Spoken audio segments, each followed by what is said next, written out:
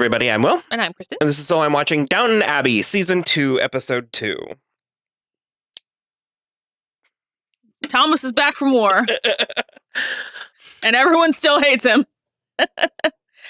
I know he sucks. I know. I get it. I know. That's not even what I was going to give you a hard time about. I just this is not the show you're going to get a cute gay romance in. Shh. You can't have your cute gay romance on the Gilded Age. What makes you think you're going to get it here? I thought it was going to last more than half of an episode. No. I didn't think it was going to be endgame, but... The Doctor needed a push to allow more people to stay. Yeah, I get it. Yeah. No, I was going to say, for starters, if you're new here, I like villains. It's not so much that I like villains. I think they're funny. Like, I think they can be. Brian seems like she's like... Well, she hasn't had Thomas around.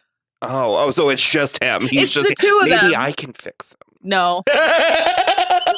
No can do. No, I think it's kind of funny, and he's handsome, and he's my gay character, and he's such a bitch. I think he comes by it honestly, but also it's a defense mechanism because sort of, yeah. It like the world is harsh, and well, yeah, but it's like. The guy was so handsome. He was so handsome. Blind guy. But like Thomas is such a bitch, but William is not such a bitch. No. So why? Gay, though. Yeah, but it's not as if being nice is going to make someone think you're gay. So just be a fucking nice person. I don't think that logic is exactly iron. Well, I don't think people think he's gay because he's nice. I think people think he's gay because he's gay. And so if he can like put that wall up there or if he can push people away before they can push him away, before they can hurt him, like we didn't have therapy speak. No, I know. We didn't have any sort of emotional understanding of anything. Yeah. Yet Thomas is working at the hospital and he had a rapport budding. I thought we would get something. Like I thought that we would get like he touched his knee. And like Thomas was helping him because his brother was already moving in, and Sybil was helping him, and it was like giving like inroads for them. Well, they were both trying to go up against the Doctor too, and he was like, I don't want to hear from either one of you. I don't care for that guy. Okay, to be fair, the Doctor is right. They don't have enough space to be. Yes, he is. I know. Oh, yeah, I'm agreeing. No, they don't. I thought you said no. No, they don't have enough. Like, they don't have enough space to keep people that are no longer physically injured. Yeah, to go into physical therapy. And like he is blind, but like he has to move somewhere where they've got just space. So preemptive. Like he didn't even try and.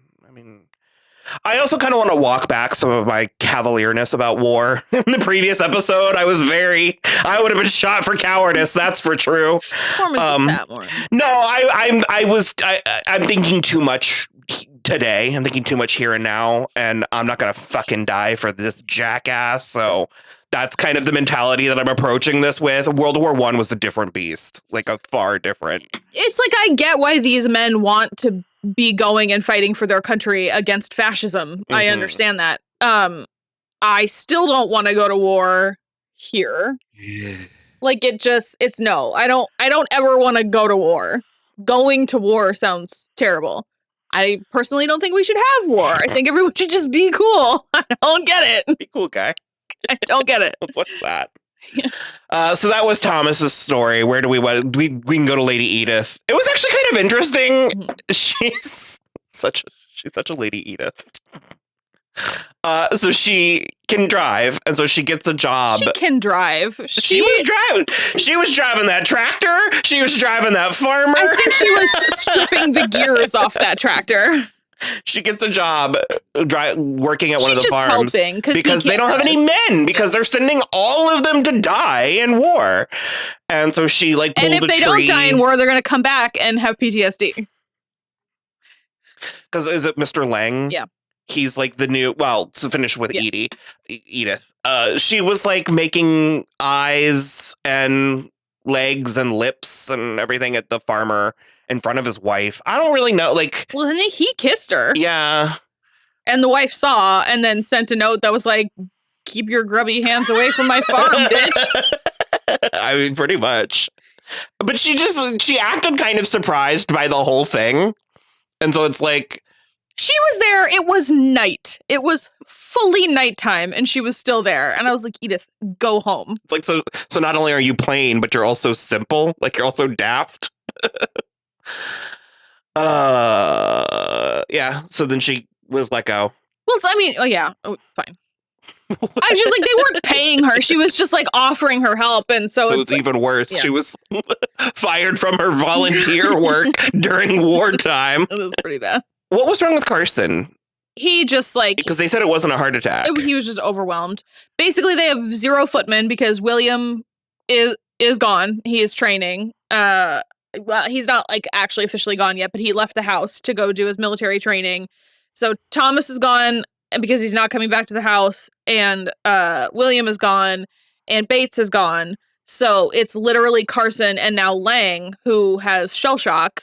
And so he is trying to serve the dinner, but he hasn't done it since before the war, and he doesn't really know. And Carson is trying to take too much on himself. So he just sort of has like a nervous attack. Yeah. But that was actually hilarious because he like falls down, and then Lang spills something on Edith, and they're like, Edith, go get the doctor. And she goes, what about my dress? To which Cora is like, get the fuck out of here. And it seems like O'Brien, she like had a conversation with Lang. Yeah.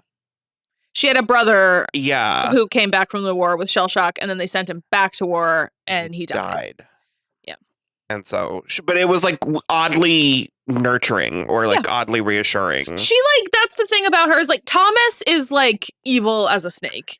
O'Brien does have a heart. You said she had kind of a turnaround after like the soap incident. Yeah, consequences to her actions. Yeah. She's never like perfect, but yeah. She's more of a gray character at this point. But yeah, Carson and Mary had a really cute scene. You like warned me, but it's like I thought that it was more subtext, and it's like, no, it's text. He loves Mary. She was his favorite. He loves Mary. And so he basically was like, you'll regret more if you don't tell Matthew you love him before he leaves than if you do. And she's like, what about Miss Swire? And he's like, fuck that broad. Also, Anna. Kind of everybody is like, fuck that broad about Lavinia. Well, I was gonna say also Anna seemed to co-sign that. Yeah. Everyone feels that way about Lavinia. I mean, I don't care about her, but also because everyone's kind of treating her that way, I'm sort of like, oh, well, she didn't do any of this. No, she does have some sort of history with Sir Richard Carlisle, who is Ian Glenn and Mary's current suitor. And he's bad because he's a tawdry newspaper. He's just tacky. He's like a tabloid, I guess. He's like a self-made man, and he's tacky. So he's new money, and the worst thing there can be. Yeah. So that's why, like, Violet doesn't like him. But Rosamund is like, something stinks in Mary's past, and she can't get a man. So, like, what are we doing? He does propose. Yeah. Well, and you said he has some weird history with Lavinia because Rosamund comes upon them having he's like got her arm, like manhandling her a little bit, like in the park or the walkway back to the house. We don't know more about that yet, but then he does propose at the train station. At first, he's like, I think very highly of you. And she's like, okay.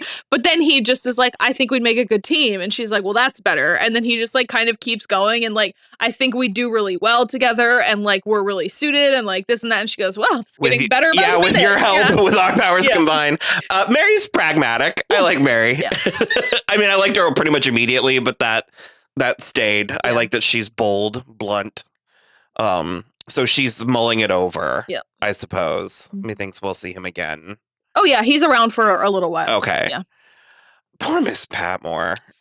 So she gets a letter from her sister that, like, Miss Patmore's nephew is missing in action, presumed dead. And so she ends up asking Robert if he can do anything about it. And he says that he'll write a letter to the War Office and try to find out what happened. And she's like, he says, you do need to realize that he is probably dead. And she goes, yeah, but we just want to know, like, for sure, as opposed to always be wondering. And so he does come to get her, and he tells her that he is dead, but he was shot for cowardice. He just tried to desert. And so he was shot. But he was like, you don't need to tell your sister that, though. He told her not to. He like instructed her because she almost told Miss Hughes. Yeah. And he was like, he died in action. That's all you need to like. I like Mrs. Hughes. She was one of the ones that I was having. She's very practical also. Yeah. But she's one of the ones I was having a hard time getting a grip on in season 1. And I just having spent some time with the show. And I think she's even just starting to get slightly more. Yeah. She's getting slightly more character-based material, I feel like, in the season. Well, it's like that one scene when Carson is like convalescing and she comes in and she's like, well, you know, Ethel and Anna will serve and you'll just have to deal with it. And so like them together was like, actually, their stuff together is really good because they're like on the same. But God, when Thomas was back downstairs and literally everyone was like, oh, you again.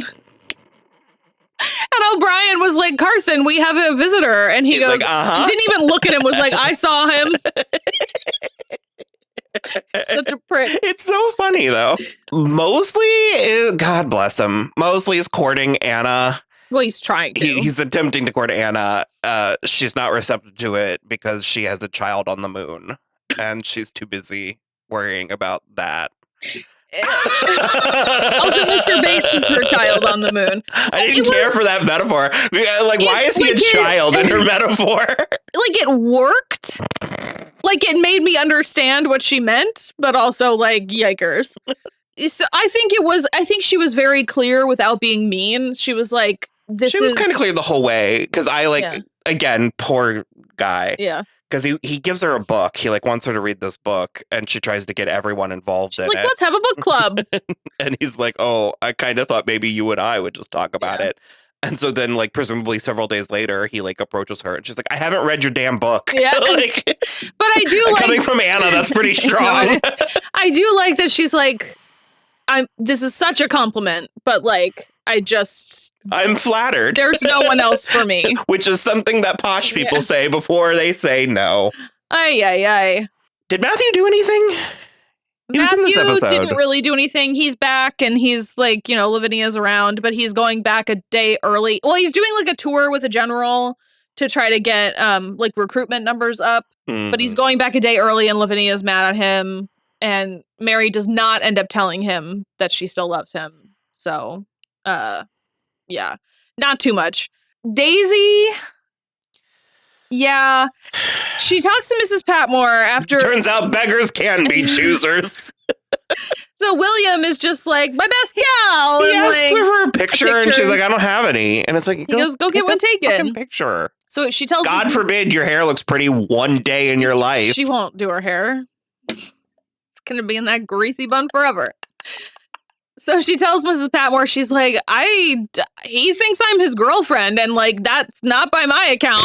Like, I don't think so. And she goes, well, it's too late now. You are now. You are his sweetheart until he comes back from Kit war. and I voted. And then you can break up with him, but you can't send him off with a broken heart or he won't come back. So that's where we've left that at the moment. I think that is mostly it. Because we talked about Sybil was working with Thomas with the blind guy. Yep. And they have decided that they are going to open Downton to be a convalescent home. So like much to Violet's chagrin, there's going to be strange men stealing spoons. Robert kind of doesn't like it either. It's like all the rest of them are like, of course you have to. It's like, but so basically what's going to happen is whoever is done being physically like the most severely injured at the actual hospital is going to come to Downton, and then they'll finish more of like a halfway house. Sort of, yeah. I'm enjoying it. I'm like loving it, but that felt like a long episode, and I feel like we haven't been talking. Well, we talked about Carson and Hughes and O'Brien. Yeah, I guess we did. I guess that was pretty much everything. Ethel didn't really do anything in this episode. She was like around, but she didn't do much. And then like, Bates is still gone. Anna Thomas Matthew. Yeah. I liked Sir Richard, but it's because it's Ian Glenn, and I think he's handsome and he's charming in kind of a smarmy way that I think suits Mary. New money. Yeah. She can handle that. They would just make a great team. Yeah. I don't see what the problem is. That will become clear. Oh.